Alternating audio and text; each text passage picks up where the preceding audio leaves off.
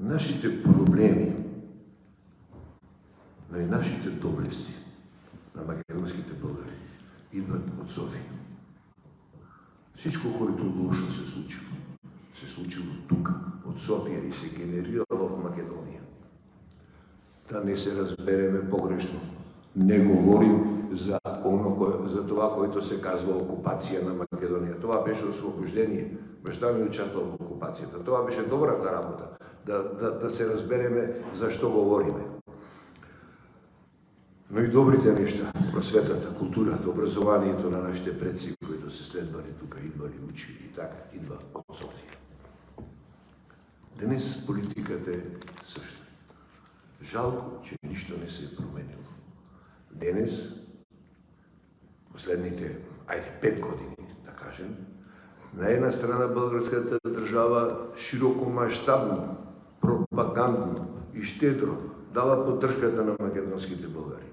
От друга страна, политици, историци, не искам да кажем думата институции, па институции, ако вземете новини, така, които живеят в България, водят антибългарска политика чрез антимакедонството. Има ги такива, пишат по вестниците, пишат по порталите, дават им се пространства. Да, това са историци, които завършили тук и следвали тук. Това са неправителствени организации, които екзистират на територията на България и говорят. Българските органи добре знаят за кой става дума, но България е демократична държава, която не превзема мерки срещу никого и не трябва да ги превземе, но поне да даде полет малко повече сила на ония, които стоят да ги бранят ценностите на България. България има пак нещо, което двунасочно стои. В целия свет, да кажем западния свет, за източния свет не знам. Значи Русия не я познавам въобще Съветския съюз. Никога не съм бил. Жив руснак съм видел само в България. В Белград съм видел един, каза, че е бил голем поет, пееше с гитара, таджик, почина в Париж.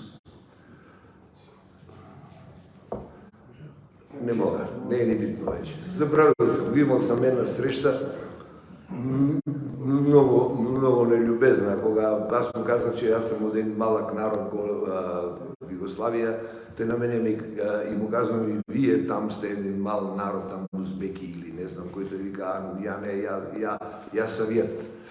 И разчистих odnosите с руснаците много на време, като студент още, младите години. Има явление на фондации. В България се появи една фондация. Тая е фондацията на доктор Милен Брабевски. И вече е явна тайна, че една част от финансите на клубовете в Македония се спонсорирани от доктор Брабевски. Неговата фондация Българска памет, како ми се казва. И други чествания, обновени се гробищата на воините в Ново село, Струмица и така.